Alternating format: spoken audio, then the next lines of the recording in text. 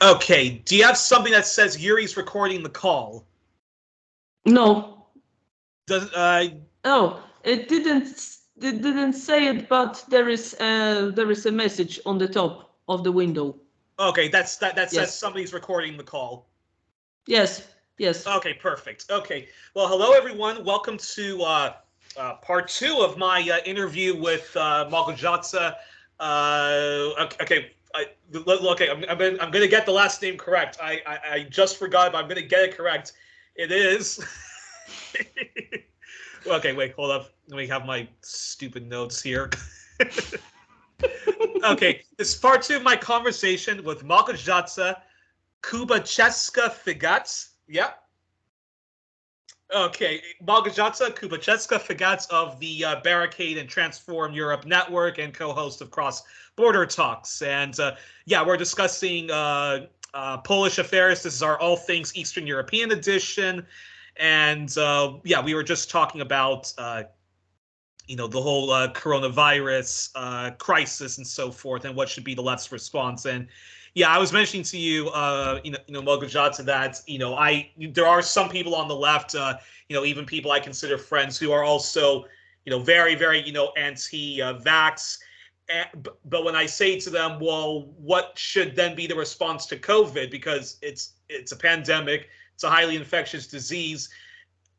But then they say that they don't want lockdowns because that impacts people's mental health, and that we should just learn to live with the virus. And they kind of recycle a form of herd immunity, which is the reason why we actually are in the pandemic to begin with. So yeah, so I don't know how to convince them that we need vaccine mandates and that we have to take the vax. But if the vax really isn't 100% safe, then and they want the vax to be made, much longer, then the only thing we can do is go back to strict lockdowns, social distancing, and who knows, maybe maybe in 6 to 7 months the virus will disappear. But we do need the people's bailout, and to bail out the people in the event that that's our only option to get out of this pandemic. What do you think of that? Oh well, I think that 6-7 months lockdown is impossible. It just sounds good in theory, but I can't imagine 6-month lockdowns in my part of Europe. I remember what happened 2 years ago. Basically, people in Poland were very scared of the virus and ready to stick to the corona restrictions only in the first 1 to 2 months. And Yeah. after that, we people in Eastern Europe, we don't like strong state. We don't like. Yes, basically, okay. We like when the state does something for people. We want the state to protect us, but we don't really want that the state tell us what to do from A to Z. Like, we are not a disciplined nations. People, and so. A 6-7 months lockdown would not just work for us. And how can you imagine it working in states like India or Brazil or the whole Latin America? And if we were to hope to we get the communists in power, we get the communists and the socialists in power, and then that'll just take care of everything. Okay. And we vanquish the Bolsonaros of the world and the Modis. And come on, we can do that, can't we? Anyway, if we hope to eradicate virus by 6-7 months lockdown, we would have to lock down all the world, which is something that we won't get in the world as it looks today. And so I feel, as I said in the first part of the conversation, I think that the best we can do would be to combine the restrictions, the demand to show your COVID certificate in public areas, the demand to wear masks in closed areas, as well as with offering free tests to the populations, with offering basic income to everybody, guaranteeing workplaces and not only supporting the businesses, also giving more money to the healthcare systems. We started our talk with Polish healthcare system, but actually, you know, everywhere in Europe, healthcare system were greatly underfunded. I heard even about protests of nurses and doctors in Belgium, where you are. You know, for Polish people, Belgium is Belgium together with France and Luxembourg and the Netherlands forms a kind of, you know, a paradise on earth. Mm-hmm. And where public services must be on the highest level. This is our stereotype about your part of the world. And you know, even if in your countries too, the capitalism beat the social services. So we need a profound reform of what do we think about healthcare, what do we set as a priority, and at the same time we need to look for not only for vaccines, which we have actually in the moment, but also for medicines against COVID, so that we can cure those who are infected. Yeah. And we also need to talk about all these measures to the public. The governments need to be transparent. You know, when the European Commission buys vaccines from Pfizer and nobody knows the details of the deal, then you know it is a fertile ground for all kind of theories. That there is something behind that we ordinary people must not know. And the anti-vaxxers are exploiting all subjects like this. So if the full-fledged left answer to the pandemic is to boost spending on the healthcare and other state services to secure the societies by universal basic income and by securing the workplaces, and also reformulate our thinking about medicine to boost spending on research and so on. So this would be the complex answer. No, it's not complex at all. I think it's very common sense, and I completely agree. I completely agree with you. And we also should allow Cuba's doctors, the Chinese expertise, and their vaccines, and the Cuban vaccine. And yeah, we should just allow all that, as opposed to just big pharma on this big pharma on sale. And that's a perfect segue to this question, which is what is the cost of childcare in Poland since the dawn of the endless shock doctrine, disaster capitalism era, and the cost of schools of all ages? And is it mostly privatized, including supposedly public schools of all ages?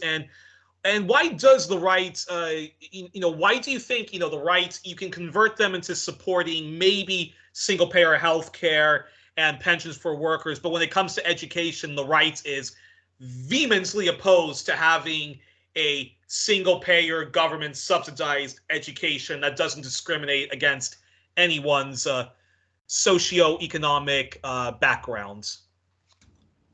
Okay, so luckily in Poland, most of schools are still state schools. This is not a success of capitalist governments or democratic governments, whatever you call it. It is a legacy of Polish People's Republic.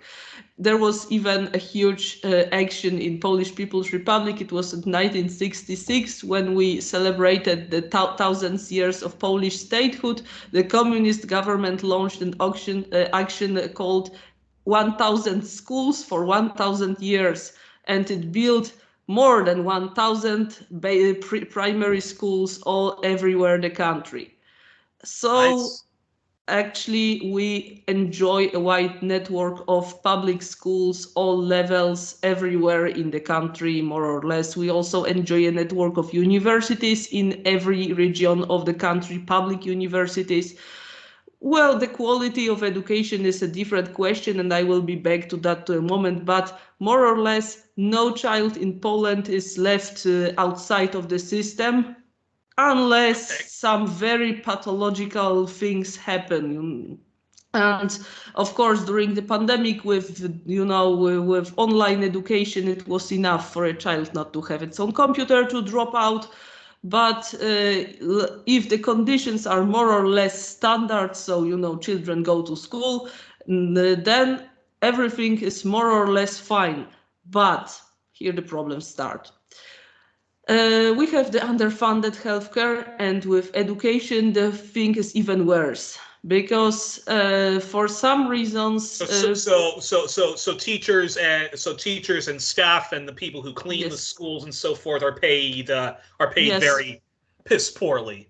Actually, a teacher's salary in Poland is a joke. I could say this because my mother was a teacher for years, so I have, you know, like first-hand experience that teachers' salary is absolutely, you know, it is, you know, in Poland you need to have higher education to be a teacher. You need to have a university degree, and also you also need to undergo special pedagogical training during your studies.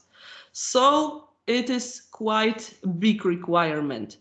And teachers are basically the worst paid of all the jobs in Poland in which higher education is like this starting point. You can actually now, and in fact, at the beginning of this year, when Polish government raised minimum wage to 3,100 zlotys, that would make less than 100 euros, much less. It's like 800 euros. It turned out that some of the teachers needed to get extra money because their salaries was actually lower than the minimum salary introduced by the government. So you can see right now, if 10 years ago or 20 years ago, going to people, well, I would say that already the teacher's job was not the most prestigious in Poland. But there were still people who felt it is like the job they wanted to do. It is like their mission, that they love working with kids, whatever. Right now, those who go working to schools are basically those who have no idea what to do after university, who want to catch some job, some stable job, and then think what next for a year or two. And you can imagine that those are not passionate teachers who are like introducing children in the world of science and their disciplines or whatever. And even more, teachers are right now in some big cities in Poland, there were even problems to get any teachers at all. Because if people have the choice... So you have a shortage issue then. Yes, we are beginning to have this shortage issue. It was a huge problem at the beginning in the big cities like Warsaw or Gdańsk or Wrocław. You know, if you have the choice between a teaching job or an office job or some corporation position, you choose the second option without a moment. And what makes the things even worse is that nobody in Poland respects the teachers actually. So the government doesn't respect them. And sadly, many parents also do not respect teachers. And why is that? Why this special kind of animosity and classism towards teachers? Is it an anti-intellectualism, or is it because they think that teachers are all, you know, communists, and it's part of that ridiculous anti-communism fundamentalism that's been exported into Eastern Europe due to the pseudo left of the West and and you know and the Reagans and the Thatchers of the world? Why? Yeah. Why? You know, I think this is a difficult question, but I can give you a bit of my intuition. We started building our public education system only after the Second World War, in fact. And we started building from scratch. Before the war, education was a luxury good, and everybody knew that. You had to have money to complete even secondary school, and university was absolutely reserved to those who could afford studying.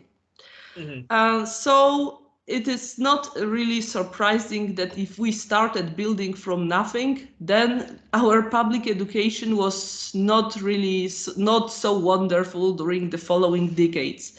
There were classes counting 30 or 35 people. There were small school buildings, and only slowly our awful communist government struggled to make it a little bit better. However, you can imagine that if you are a child going to this kind of school, well, you don't get the whole context, and you are you are unhappy with many things. And then you kind of grow with your bad feelings about school. And when you have your own children, you also want to protect it, and you are afraid that the teachers may do harm to your child. This is this bad legacy that could, I think, that if our education proceeded to grow harmoniously, if we continued these pro-education policies that we had in Polish People's Republic, we would come to a point when actually these problems could have been overcome, and the teachers could have become respected people.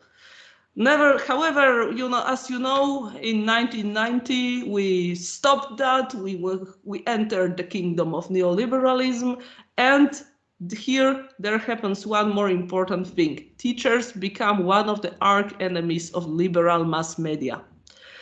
Teachers were regularly smeared in all kinds of neoliberal newspapers as being lazy people because they don't work during summer holidays, because they have some guarantees yet from the communist era.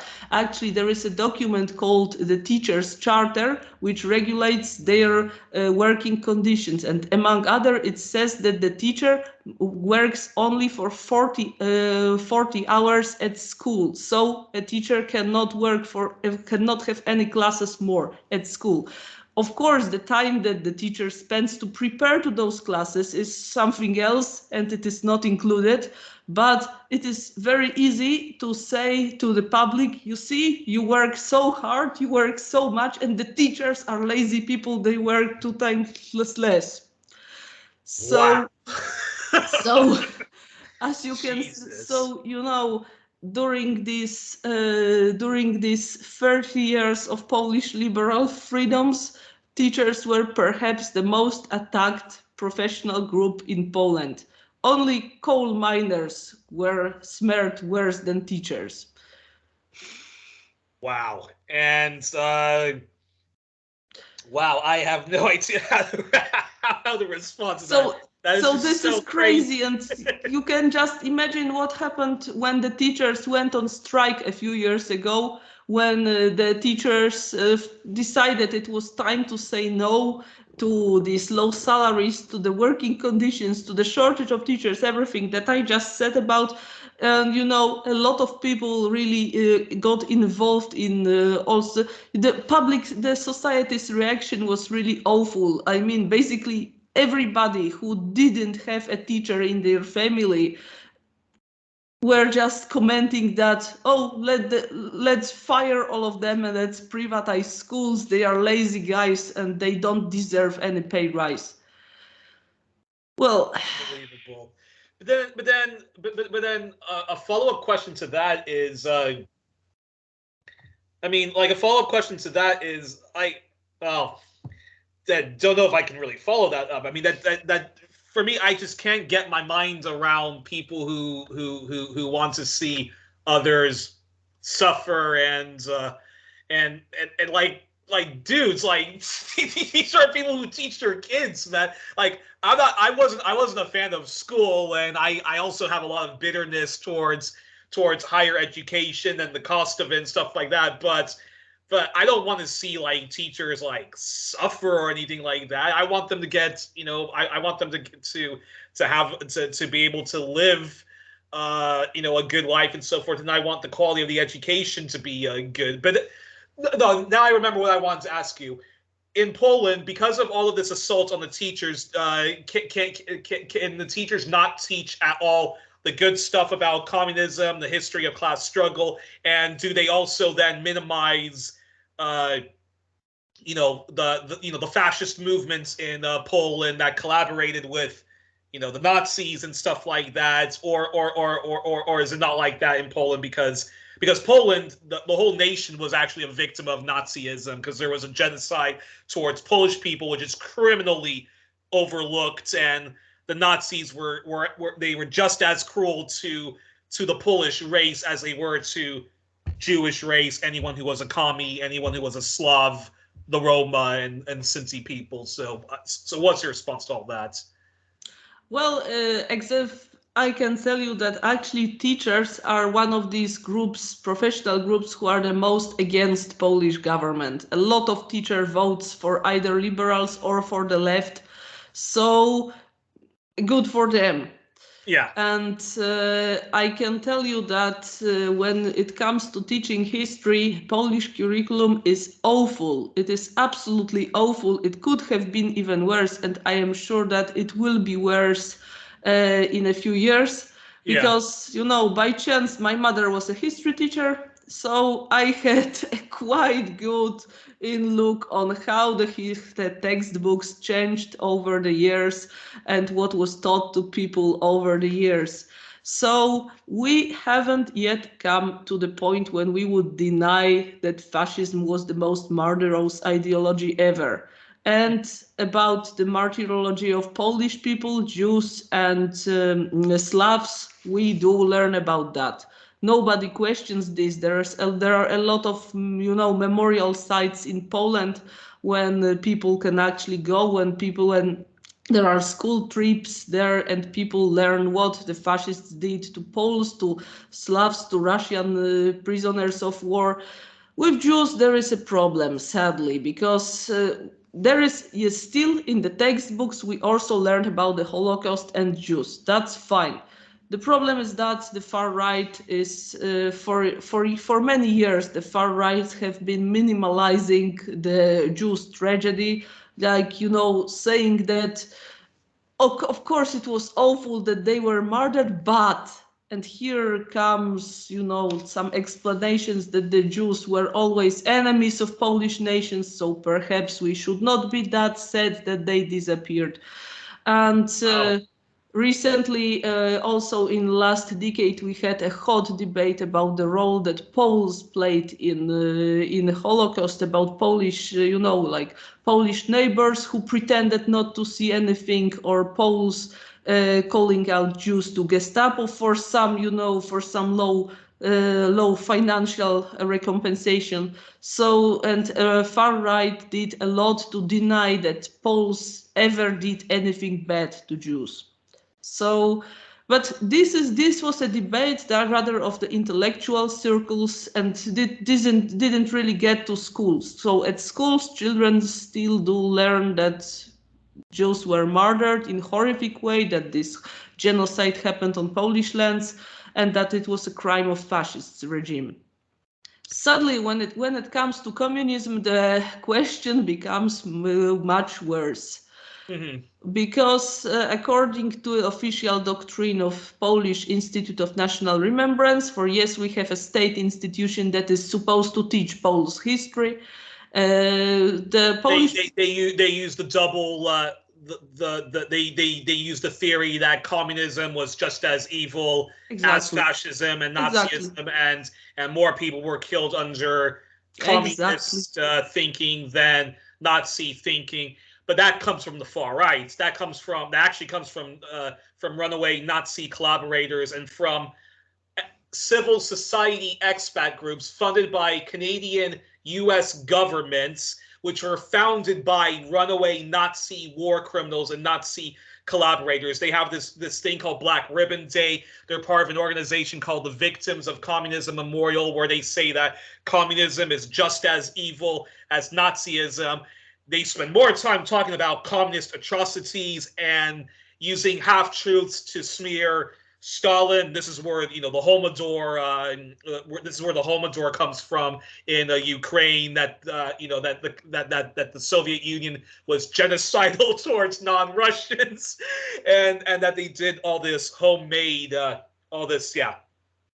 famines. So basically, yes, we Polish official curricula now adhere to the theory that there were two totalitarian systems, and one of them was fascism, and the second one was communism. Or sometimes they talk about three systems, so Italian fascism, German Nazism, and communism in general as the third one. And of course, for quite a few years, Polish students do learn that communism had more victims and it is more dangerous today, because if Italian and German systems were defeated in the Second World War, then communists are still somewhere in the world. And also, recently, under our present Minister of Education, Przemysław Czarnek, who is the worst type of Catholic fundamentalist reactionary guy you can imagine. It was also they also they introduced such elements to the curriculum, such as now the Polish children are taught that ecologism is actually an ideology that is another form of communism or cultural Marxism, and that gives the priority to nature over human creation, which is something bad. Of course, you get all kinds of anti-LGBT discourse, all these arguments that LGBT destroys Polish families and so on. But coming back to history, what is important is that we not only learn that communism is the worst totalitarian system ever, but we also hear that our Polish experience with communism was the worst period of our history. So the Polish People's Republic was a totalitarian state where basically people got shot in the streets for saying something bad, where the Soviet Union took away all our industrial production and,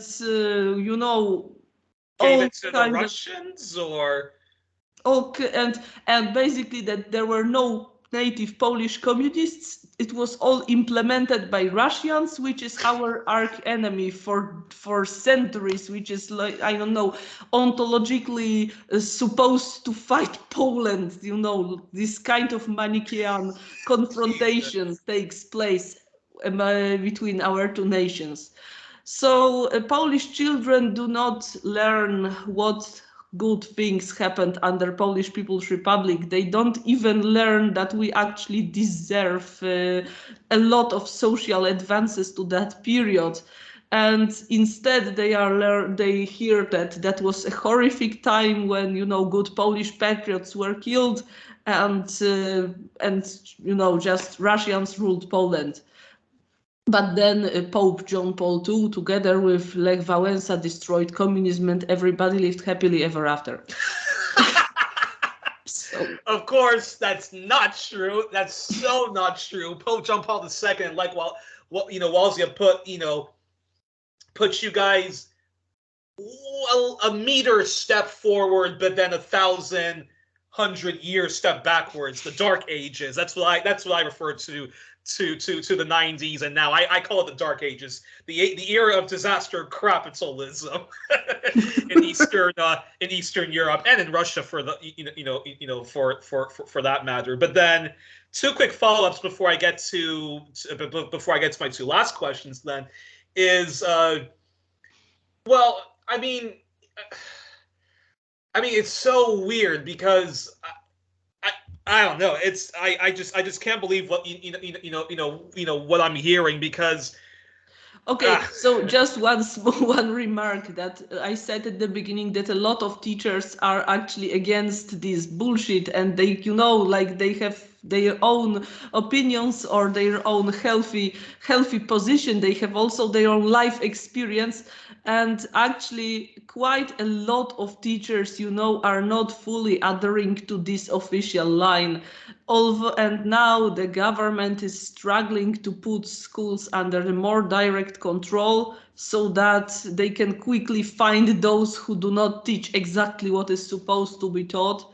And one optimistic thing I should perhaps say at this point, the last last women's protests in Poland, as well as the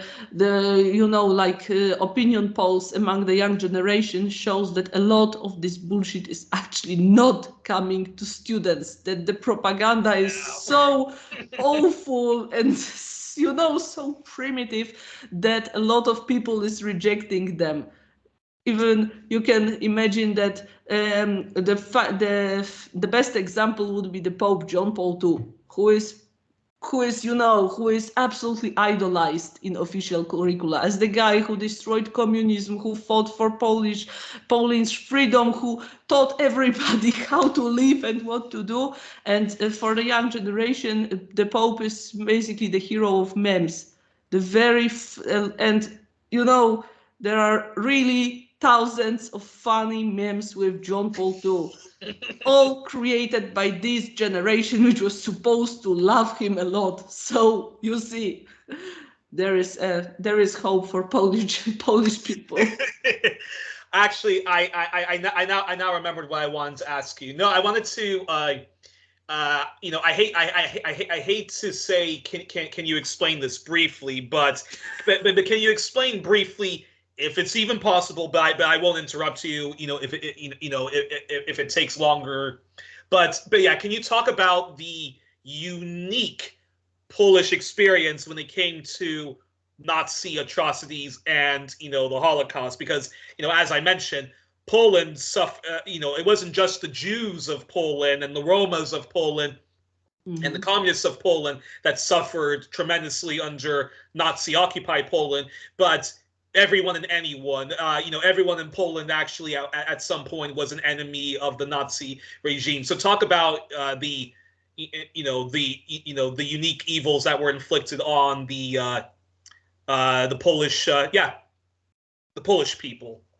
Okay, so as you may know, Polish people, as part of big family of Slavic people, were basically second or third on Hitler's list to be destroyed, as he intended to start with Jews and Roma people, and then to go on to destroy Slavic nations.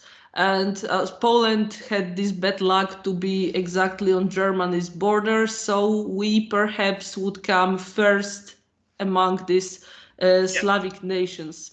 So what were Hitler's plans for Poles were basically very simple. 1/3 of our nation was to be killed or destroyed during hard work. And the last was just the reminding people were just to survive as cheap labor force. We were supposed to work for the Germans. We were supposed to receive no education apart from the easiest things, so that we would be able to work, to understand what is told us to do. And Polish culture was supposed to be destroyed entirely. So at the very beginning of occupation of Poland, the Nazis rounded up people working at universities, the biggest universities in Poland. These professors, these scientific workers were killed immediately. Also educated people in Poland were particularly targeted, and they were destroyed in mass massacres in Warsaw, but also in the northwestern region of Poland that is called Pomerania, which was supposed to be annexed to Germany. Also educated people were destroyed in thousands. So everybody who had higher or even middle education was targeted and shot without any special pretext. Just the Nazis just destroyed those who could who could continue Polish culture even in war conditions. And as far as also, there were other measures of terror that were supposed to scare population. We had in Warsaw and in other big cities, it was regular the Nazis regularly rounded up people in the streets. They just chose a random spot, they blocked the streets, and they took everybody who was just out there, either to labor camp, or some of those people were shot on the spot. Of course, helping the Jews was penalized, much worse than in Western European countries. Basically, offering any help to Jews was penalized by death on the spot. And it did happen. Like, thousands of Poles were indeed killed together with Jews they sheltered, or with Jews they brought food to, or whatever. Also, as the Polish resistance movement began to grow, there were also measures against civilian populations supporting the partisans, or even living just in the area where the partisans appeared. So in the eastern Poland, when there are huge forests where the detachment could hide, also there we had the whole Polish villages burned down and everybody killed. And here I could also mention one absolutely scary story from eastern Poland. That is the area of the Zamość town, that is in Lublin Voivodeship in eastern Poland, where the Nazis wanted to experiment, like to get the racially pure children to be raised by childless German families. Children from this area were picked up, their parents often killed or sent to camps, and then they were selected. Those who had good look, who were evaluated as racially pure, got the chance to live with some German family. Those who were not good enough were killed on the spot as well. So that was the reality of German Nazi occupation of Poland. I'm glad that you mentioned that, because I actually wanted to ask you that. Now, wasn't Hitler and his eugenics movement and other, sick son of a bitches like Joseph Mengele, or however that douchebag's name is pronounced, weren't they influenced by the eugenics movement in the United States, Britain, and elsewhere? And wasn't Hitler particularly fond of the residential school programs that the United States, Canada, I don't know about New Zealand, but Australia had they weren't called the residential schools, but they were the stolen generations, were biracial children of Aboriginal people or other full-blooded indigenous people were basically kidnapped or coerced out of their parents' homes and brought to these schools where they were victims of systemic child abuse, sexual assault, many murdered, many purposely given smallpox and tuberculosis.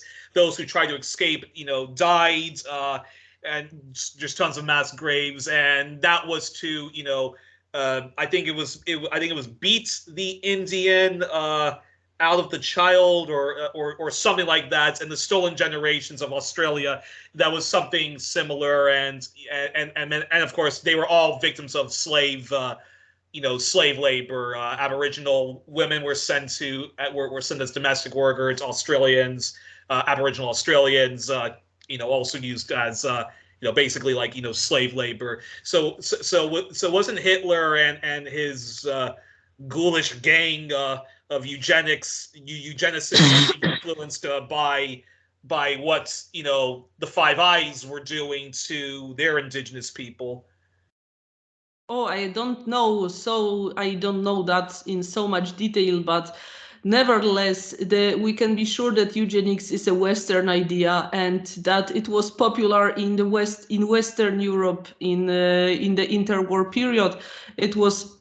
There were very influential eugenics associations in Sweden and Denmark as well. And even if Hitler hadn't heard about Canada boarding schools, he must have heard about that. And so definitely what Hitler did in Poland and what he wanted to do to Slavic people is, some product of some currents in Western thought. And so, yes, definitely. Unbelievable. That's that's unbelievable. And when I come to visit both you and Boyan in Poland, definitely have to go to the commemorations of all of those who were slaughtered and murdered by the Nazis. One quick follow-up question about World War II. Then I have to two quick follow-up questions about World War II. I have to ask then is number one, what was Poland's response to the famous Polish director Roman Polanski's film The Pianist? Because there was a scene in The Pianist when the Warsaw Ghetto Uprising, when the Jewish Polish resistance finally said enough is enough and fought back against the Nazis and tried to liberate themselves from the Nazis. Spielman, the pianist who actually escaped out of the Warsaw Ghetto into the non-Jewish parts. He witnesses the Warsaw Ghetto uprising and the brutal crackdown on it. And when he's talking with a friend of his that's sheltering him, he was saying, what's the point? They all got slaughtered, and she says, what's the point, dude? Nobody expected this. Jews fighting back. They gave us all, dignity. So I'm curious, what was the response of the Polish public when Polanski's film, The Pianist, came out, and he got the Oscar for Best Director for that very, beautiful movie, despite his legal situations. Oh, well, before all these problematic situations came out, so Roman Polanski was considered a kind of national heritage in Poland. So when The Pianist went out, most of the Polish public was just excited that a Polish guy is being appreciated abroad. That is what Poles really enjoy. And that secondly, that the movie is getting international acclamation, and it is getting the highest rewards. And so basically nobody asked about details. Everybody was enjoying that a story by a Polish guy and about Poland is now being watched worldwide. And however, the debate on the Jewish uprising in ghetto and Polish reaction to the Jewish uprising is coming back periodically, more in intellectual circles than on an all-national level. But indeed, there is, there was a kind of debate after a few years ago when a Jewish Historical Institute in Warsaw published a book on a very complex, comprehensive book on the ghetto, with a very detailed plan of the ghetto and a detailed history of Warsaw Ghetto. And they also claimed in that book and then in their public comments that during the Jewish uprising, there was no help from the Polish partisans, from the Polish resistance movement operating on the Polish side of Warsaw. Or if there was any help, then it was so symbolic that it really didn't matter to the course of events. And some of the so-called patriotic circles reacted very badly to that. Some right-wing circles were really, really angry that somebody even reminded that, even though it is true that the Jewish partisans were only symbolically supported by the Polish resistance movement. And so the Polish right-wingers were really furious that somebody is saying about that out loud, because theoretically Polish right-wing only wants everybody to remember the Poles who saved Jews, the Poles who helped Jews, and the rest is to be forgotten. Interesting. And even though Roman Polanski has his legal issues of child abuse and all that stuff, I do have to say though, folks should watch Roman Polanski's movies. He is an amazing film director, and The Pianist is brilliant. His film about the Dreyfus affair, J'accuse or The Captain and the Spy, is also brilliant. And films like The Tenant and Test. But one of these days he should. Anyways, I'm not going to comment anymore on his legal issues. But I do have to say though, isn't there still some controversy though amongst the Polish left, the communist left and the anti-communist left when it comes to Stalin's rule in World War II? Because Polanski said in interviews, and I saw a documentary on the Warsaw Uprising, the Warsaw Jewish uprising, that Stalin could have helped. He chose not to help. he allowed the Jews to be brutally, oppressed, as well as the Poles, and of course only entered the war once the non-aggression pact between him and Hitler was broken. And we all know about Stalingrad and how much the Soviet Union citizens and their soldiers suffered immensely with the war. So is that a controversy amongst Polish people and amongst the Polish left? Stalin apparently not helping out the Warsaw Jewish uprising, or what? Our big controversy is about Stalin not helping Warsaw Polish uprising, 1944. We are because at this point, really, this is a tragic story about Red Army standing idly on this another border of Vistula River, and Polish uprising like being destroyed by the Germans on the other bank of the river. And it gets even more tragic when you know that the Polish units in the fighting along with the Red Army actually tried to cross the river to help the fighting Poles, but they were decimated during this operation, and then the Red Army did not really go to help the Poles. That had of course the political meaning for for Polish Armia Krajowa, or the Home Army, so the biggest resistance group that was pro-British and anti-communist, intended to liberate Warsaw from the Nazis without participation of the Red Army, so that they could welcome Stalin's troops, welcome Soviet soldiers in Warsaw that was already free. This did not work out, as the Germans had the power superiority in Warsaw, and as the result, Polish capital was destroyed. But here there is indeed a controversy on the Polish left, or more highly in the Polish society, that seeing Polish citizens bleeding to death and seeing the hundreds, thousands of civilians being killed by the Nazis, then the Red Army should have put aside this political controversy and stepped in. So this is the problem the Polish left has with Stalin and the Second World War. Basically, also in the recent years, there is a debate about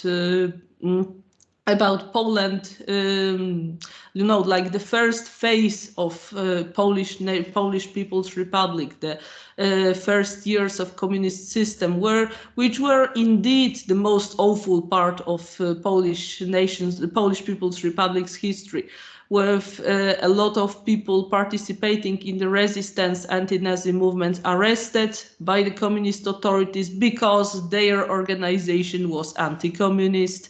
And this was really, useless arrest campaigns, because most of those people basically wanted to rebuild the country. They wanted to resist Nazis, and then they wanted to rebuild the country. They didn't really intend to fight against communist authorities. So those are the points at which Stalin gets criticized in the context of the Second World War. Well, that's that's it's interesting. This is, but this is why I think there's lots to criticize Stalin about, and we don't have to make stuff up or engage in half-truths to criticize Stalin. I think where it gets very complicated, it's the same thing with Putin, is a lot of the attacks on Stalin are either half-truths or full-on fake news from the Holodomor, or with Putin, many people say, oh, Putin is an oligarch, and he's queer-phobic, and he's feminist, and I'm thinking, and he's anti-feminist, and I think to myself, okay, yeah, but Alex Navalny is a far-right person, and Bill Browder is a crook, and Gary Kasparov is anti-left and didn't want people voting for Bernie Sanders because I lived through socialism. And so it's there's a lot to criticize Stalin, but why people have to make it up why people have to make up stuff about Stalin as opposed to just criticizing him on sound facts or something that really happened. No. Exactly.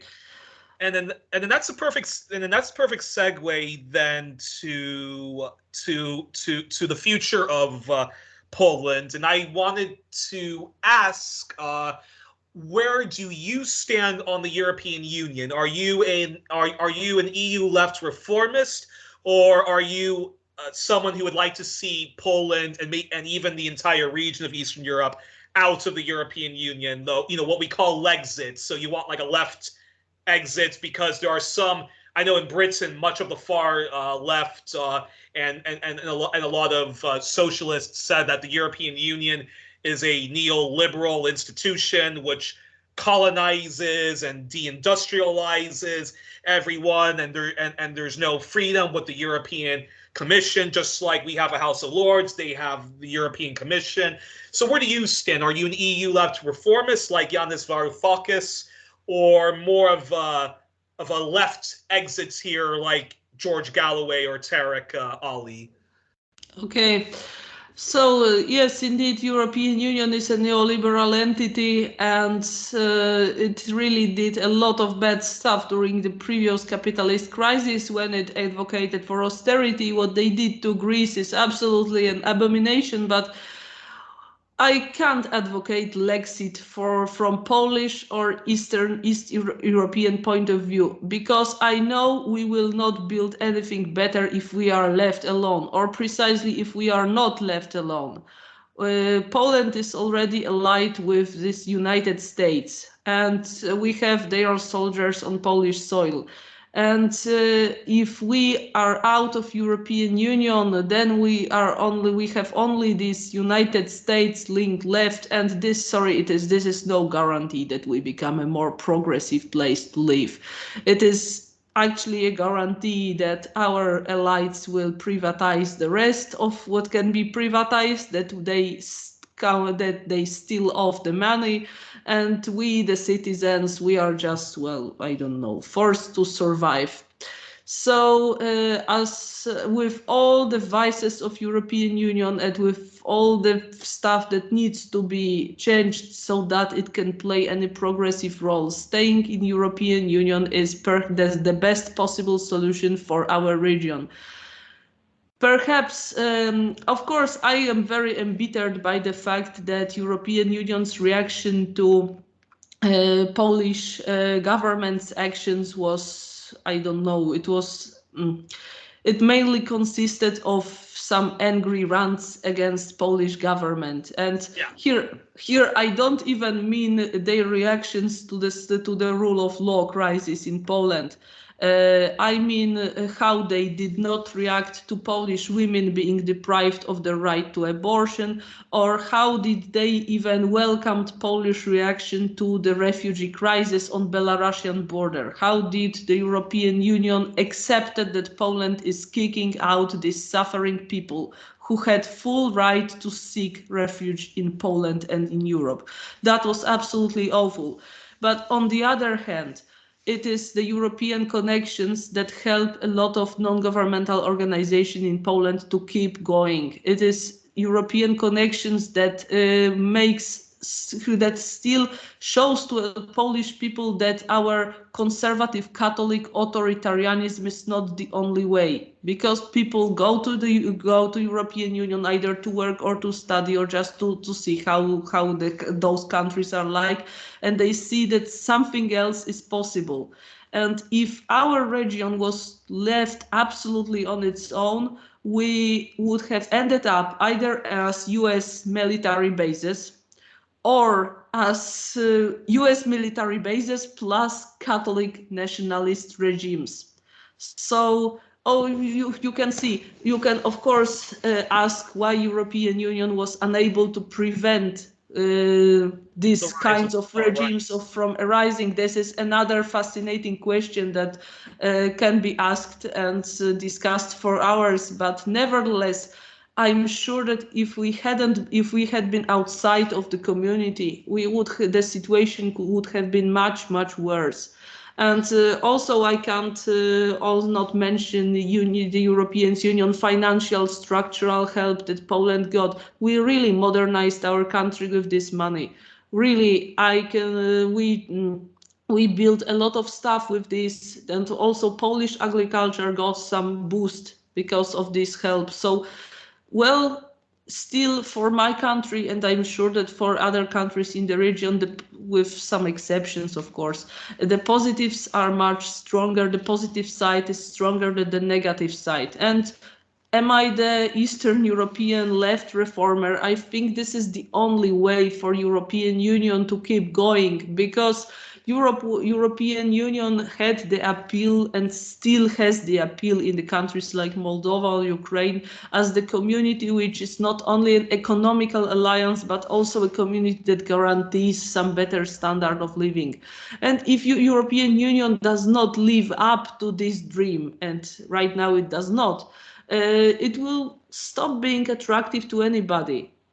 Nobody will want to join this kind of community which basically means nothing. So I think that the left reform of the European Union is absolutely a necessity. And I know it must start from the left wing getting stronger in every single state of the community, which will be difficult in the case of Poland, but which is not impossible. I believe with all my heart it is not impossible. Yeah, and you told me that there's actually, lots of optimism, coming from the Polish left. It may be very small, but that there's a lot of optimism in that young people, particularly young women, once again are at the forefront of that, right? Yes, and I can tell you that Polish women definitely don't want this Catholic authoritarianism. And European Union is also a source of inspirations for them. Of course, our Polish thinking of European Union is somehow distorted as well, because a lot of people tend to believe that there are low taxes everywhere in the European Union, and this is the source of their economic success, which is pretty not the case. Yeah. But still, European Union represents something that is something else than this authoritarianism, and this is the important thing. Then my second to last question, then, regarding Catholic fundamentalism, you mentioned, because I know Poland is gripped by Catholic fundamentalist far right movements, and do you think there's a chance that a more social justice oriented Catholics can develop and push back against these far right forces and movements like the Quakers, Unitarians, or, since Poland's a Catholic country, liberation theologists, which originated from, South America? They might be, socially conservative, but they are opposed to institutional classism, the persecution of the poor, the capitalist system, and they believe that that the capitalist system, Jesus, he would have rallied against it, and they talk about the Beatitudes: blessed are the meek, the merciful, the poor, the peacemakers, those who weep, and stuff like that. So do you think that that a left religious Catholic movement, or movements like the Quakers and the Unitarians, could develop in Poland to push back against the Pope John Pauls of the world, Opus Dei, Ratzinger, and all of those far right child abusers? Okay, there are left-wing thinkers among the Catholic flock, rather, not the clergy, but those are really small groups, and I don't think that any significant change will take place in the Polish Catholic Church, either initiated from them or somewhere else. Polish Catholic Church is such a structure that it's a feudal structure, I could even say. The bishops really feel they are princes, or the princess of the church in the literate sense of the word, and they are really not used to any kind of dialogue, even inside the Catholic community. And also the organization of the secular Catholics, of laicity, they are also not strong enough to make any significant change. So I think that if any change was to take place in Polish society, it would not be started by Catholic people. It will be started by those who were so disappointed with the church that they basically quit it, or there is a growing segment of the Polish society of people who say that they do believe in God, but they do not believe in church, and that, you know, their faith is their personal affair, and they just want to engage socially because they feel it is the right thing to do, but they are standing outside any church structures. And as far as the theology of liberation you mentioned, it is virtually unknown in Poland. And it is paradoxical because Pope John Paul II actually did a lot to strangle the movement, but we are even not aware of that fact. You know, we even don't know that in Poland it is not a ban, but you know, like everybody is like it is not popular to talk about what John Paul II did wrong on mass media or anywhere. Wow. It is again what I mentioned in the case of Roman Polanski. Most of Poles are fucking happy when a Pole has a success abroad. And you know, John Paul II was pretty a Polish success. So it is hard to find somebody who criticizes his legacy. Oh, I can tell you one more thing. There was just before the pandemic, there was a huge debate for a moment, because there were a few documentaries were screened in Poland, and a few also written reports were published about children being abused by Catholic priests, not somewhere far away in the US, but here in our beautiful super Catholic country. And you know, most of people who reacted to that were intellectuals, were higher educated people, those who are somehow interested in, you know, political life, social stuff, etc. For most of the people, it didn't really influence the position of the church. But why the position of the church will erode with younger generation, which is getting secularized.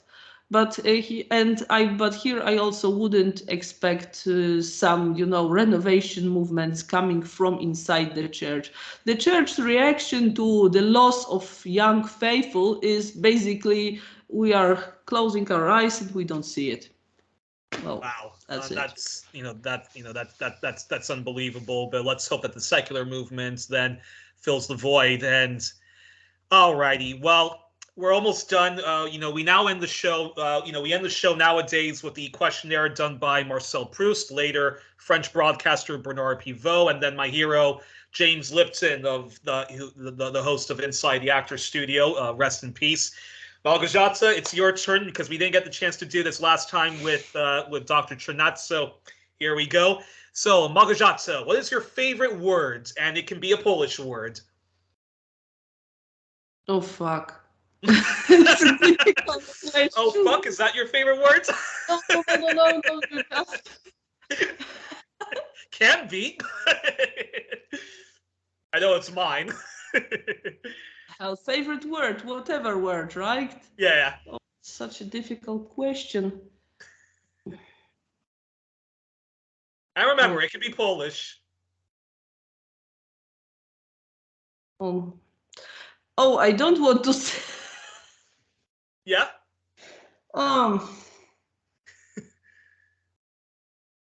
It's really the tough question. I'm not good at abstract questions, so could we go to the next one and Sure. Yeah, we can do that, and we can return back to it. What's your least favorite word? What's a word that you dislike?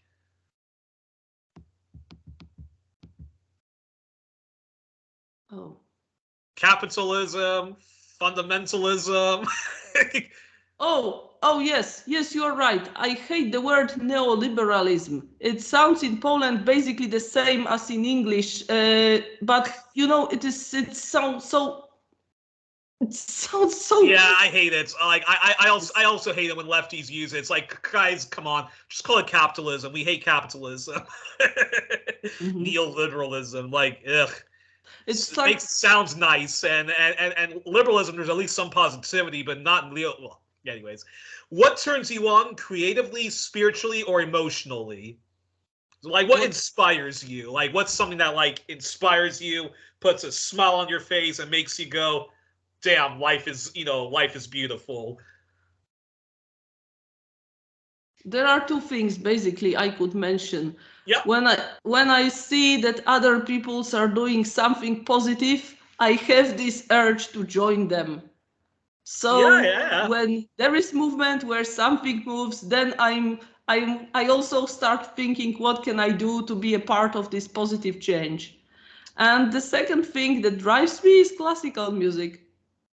Okay, nice. And what what turns you off then? What turns me off? Yeah. Cold weather. What's what? Yeah, Surviving Polish winter is yes. And what's your favorite curse word? Go ahead. It could be any, and it could be in Polish if you want.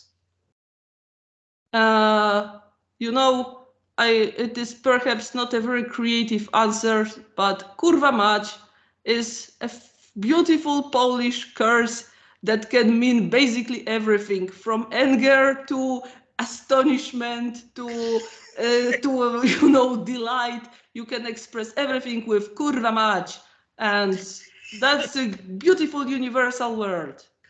And any chance that you have a favorite word any chance that you have a favorite word now by any chance? Yes, deszczówka is a beautiful Polish word being the rainfall water, and this is the essence of how Slavic languages sounds. I like this all this, or szeleszczący is another beautiful Polish word. I like our Slavic sound with that nobody can pronounce. So yes. Here's me wishing I could speak all of those languages so I can enjoy them. And then, what sound or noise do you love? The noise that I love? Yeah, or sound. If we are talking about noises, then I love the urban noise. You know, cars, tramways, all kinds of things on the move. You know, I like things on the move in general, and this is I see when there is stuff in the street, then life is going on, and this is cool. All right. What sound noise do you hate then? Oh, silence. Silence is the worst thing. Silence means silence is death. Silence is no movement. My hero Bob Dylan in his song "Visions of Joanna," he once said, "The silence is too deafening." So okay, all right. Interesting. And what profession, if you weren't doing the brilliant journalism that you do, what profession other than yours would you like to attempt? Having a restaurant. Oh, right. Interesting. And what profession would you absolutely not want to do under any circumstances? I wouldn't be one of those guys in Polish, I can't imagine myself as a security worker. Yeah. And then the final this, yeah.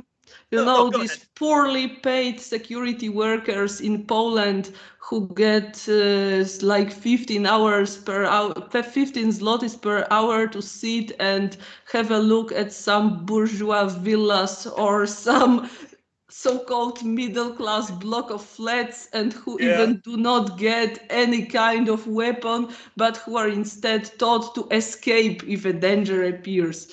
But they need to be there because it is, you belong to upper class if you live in a securitized block of flats. And then the final one, Malgorzata, before I let you enjoy the rest of your afternoon, is: if heaven exists, what would you like to hear God say when you arrive at the pearly gates, or whatever is your belief in an afterlife, or even if you don't believe in an afterlife, what would you like to hear God say when you arrive in the afterlife and enter, the kingdom of heaven and whatnot? Well, that I am welcome there because I help to make an Earth a more just place for living. Well, Malgorzata, you do make the Earth a place worth living, and I think you do a lot of good for your country of Poland and Eastern Europe. So we were joined on this edition of 1+1 with Małgorzata Kulbaczewska, right? Małgorzata Kulbaczewska-Figat. She is a. You will learn a Slavic language one day. You have the talent, guy. You really, man, you have this. Well, we're gonna work on it. We're gonna work on it. I'm actually gonna ask Boyan. I'm gonna say to Boyan and Maria, before I move to Canada, let's get me into Eastern Europe and let's work on building up the barricade and uniting the left. So we were joined on this edition with Malgorzata Kulbaczewska-Figat. She is a frequent contributor to the Barricade, a pan-Eastern European news outlet that does news from a critical left perspective, as well as Transform Europe Network. People, go check out both of those outlets. Donate generously to them. Become a Patreon to the Barricade. Malgorzata, thank you so much for joining me today on on this Monday afternoon. I look forward to having you as a regular, and you give my best to the Barricade team, and I hope to come back on their program whenever whenever the time comes. Thank you, and see you again. Bye. Ciao till then. Bye.